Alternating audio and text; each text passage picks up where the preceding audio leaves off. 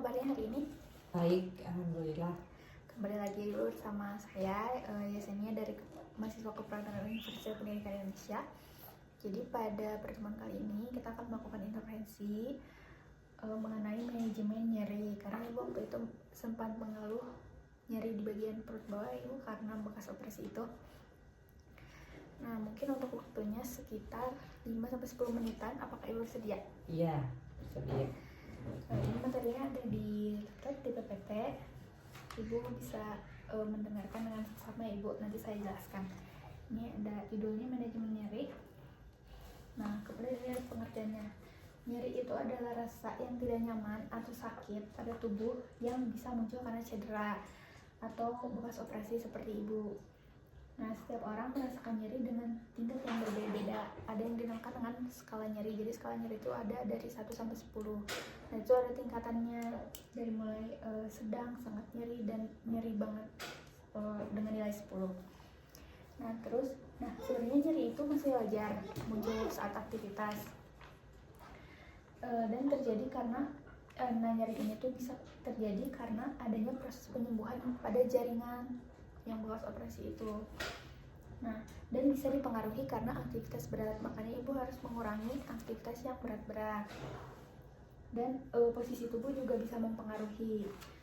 Jangan kebanyakan duduk, misalkan harus banyak gerak, tapi yang ringan-ringan saja. Nah, ini ada tujuan manajemen nyeri. Untuk tujuannya yaitu untuk mengurangi rasa sakit. Yang kedua, itu untuk membuat pasien lebih nyaman. Yang ketiga, itu untuk membantu pasien beraktivitas lebih baik. Yang keempat, yang terakhir, itu untuk mendukung proses penyembuhan luka. Sudah tahu ya ibu untuk tujuannya? Sudah mengerti? Iya. Nah, selanjutnya ini ada jenis-jenis nyeri. Yang pertama itu ada nyeri normal. Nyeri normal ini terjadi dengan konsistensi nyeri yang ringan sampai sedang. Kemudian itu masih normal kalau nyerinya masih sedang. Kemudian muncul saat banyak aktivitas. Jadi kalau misalkan banyak aktivitas terus nyeri, itu masih dianggap normal gitu, karena ibu melakukan banyak aktivitas. Tapi kalau misalkan ibu diem aja, misalkan tidak banyak aktivitas tapi itu nyeri, nah itu bisa dicurigai nyerinya. Terus ada intermittent. Selanjutnya ada nyeri yang berbahaya. Kalau yang nyeri berbahaya itu nyerinya itu terasa nyeri hebat, terus sampai demam juga. Nah, itu udah nyeri berbahaya. Terus ada munculnya luka merah atau lukanya itu bernanah. Nah, masalah-masalah tadi itu harus segera dibawa ke fasilitas kesehatan terdekat. Nah, terus ada nyeri akut. Kalau nyeri akut itu biasanya munculnya itu tiba-tiba. Terus biasanya itu dalam jangka yang pendek. Nah, kalau nyeri akut biasanya dalam rentang waktu sekitar 1-3 bulan. Kemudian ada nyeri kronis. Kalau nyeri kronis itu terjadi lebih dari 6 bulan. Nah, ibu berarti udah 1 tahun yang lalu ya ibu, berarti termasuknya nyeri kronis mungkin ya, tapi hilang timbul gitu ya. Iya. Nah, berulang dan dapat mengganggu aktivitas. Nah, jadi untuk jenisnya itu ada apa aja bu? Ada nyeri yang normal, nyeri akut, berbahaya, dan kronis. kronis. Terus ini ada cara untuk mengurangi nyeri tanpa obat. Ibu kan udah lama ya nggak kontrol, berarti biasanya minum obat atau tidak? Enggak. Oh tidak. Nah, ini ada cara-caranya yang bisa dilakukan di rumah, yaitu ada yang pertama kompres hangat. Nah, dan hindari area luka langsung, di pinggir-pinggirnya biasanya kompres hangat, jangan panas. Nah, ibu tahu nggak perbedaan kompres hangat dan dingin? Tahu. Tahu. Maksudnya fungsinya? Enggak. Belum. Nah, kalau kompres hangat itu biasanya bisa untuk meredakan nyeri seperti ini, terus untuk relaksasi, terus biasanya untuk demam. Nah, kalau demam itu biasanya kompres hangat karena untuk pembuluh darah. Jadi suhu panas di dalam tubuh itu bisa keluar dengan cepat dan efektif. Nah, kalau untuk kompres dingin itu biasanya untuk kayak memar. Itu kan kalau memar itu suatu keadaan di mana darah itu keluar dari pembuluh darah atau jalurnya. Jadi ada di bawah permukaan kulit kan, ibu tahu kan memar itu gimana? Iya. Nah, biasanya itu dikompres dingin agar pembuluh darahnya itu mengecil dan tidak terjadi pendarahan lebih banyak di bawah permukaan kulit.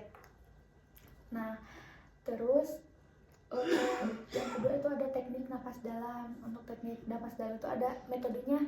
Metodenya itu 4, 7, 8. Jadi 4 itu tarik nafas, kemudian 7 itu tahan nafas 7 detik, dan dikeluarkan selama 8 detik lewat mulut. Mungkin kita bisa mencoba ya Ibu untuk teknik nafas dalam. Boleh tarik nafas lewat hidung 4 detik, ditahan 7 detik, dikeluarkan lewat mulut 8 detik pelan-pelan. Nah, seperti itu teknik nafas dalam untuk apa? Untuk merelaksasi. Nah, teknik nafas dalam ini juga bisa dilakukan sama Ibu kalau lagi cemas, gelisah dan lain-lain, biar lebih tenang dan rileks. Terus ada posisi tidur yang nyaman. Bisa setengah duduk kalau misalkan lagi sakit, atau ya senyamannya Ibu aja. Terus kurangi aktivitas yang berat. Biasanya Ibu kalau di rumah beres-beres setiap hari kan? Iya. Nah, selanjutnya kapan sih Ibu harus melakukan pengecekan ke tenaga kesehatan atau ke fasilitas kesehatan?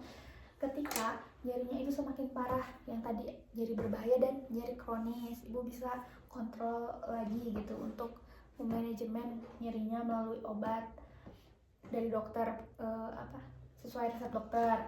Nah, terus tidak membaik setelah minum obat. Nah, ketika Ibu misalkan udah kontrol lagi nih, terus dikasih obat tapi nyerinya tuh masih, nah itu harus dikontrol lagi terus. Karena kan kalau udah dikasih obat biasanya mereda ya Ibu. Nah, kalau tidak mereda harus dikontrol lagi. Terus disertai dengan demam tinggi. Takutnya nah, demam ini bisa jadi salah satu ciri adanya infeksi. Nah, takutnya terjadi infeksi, jadi bisa langsung ke puskesmas atau ke dokter. Terus muncul bengkak atau kemerahan di daerah bekas operasi, atau nanah juga bisa. Terus sulit bergerak atau bernapas. Kalau itu mah tidak sampai Ibu selama ini? Tidak. Belum. Nah, jika terjadi dari beberapa poin ini, Ibu bisa langsung ke fasilitas kesehatan terdekat untuk melakukan check up atau kontrol. Nah, segitu saja mungkin Ibu. Gimana Ibu sekarang sudah lebih mengerti? Mengerti. Tadi ada apa aja? Ada jenisnya, Iya. terus ada cara apa? Cara menanganinya. Cara menanganinya. Ada apa aja tadi? Dikompres dengan terus air hangat. apa? Tadi yang bernapas dalam. Sudah cukup mengerti ya Ibu? Iya. Nah, kalau yang tadi yang sudah ada ciri-ciri nyeri berbahaya itu harus kemana? Ke Fasilitas kesehatan. Sudah cukup mengerti ya Ibu. Terus menurut Ibu nih, cara yang paling efektif itu yang mana sih? Antara kompres mungkin dikompres ya, air hangat ya. Terus nah, setelah Ibu mendapatkan informasi ini, apakah Ibu akan mempraktekannya sendiri di rumah gitu untuk melanjutkannya? Iya. Pasti ya Ibu, harus dicoba. Mungkin segitu saja ya Ibu informasi dari saya. Selanjutnya mungkin nanti akan ada kunjungan lagi untuk intervensi selanjutnya. Mungkin saya pamit ya Ibu. Terima kasih banyak atas waktunya. Assalamualaikum warahmatullahi wabarakatuh. Waalaikumsalam warahmatullahi wabarakatuh.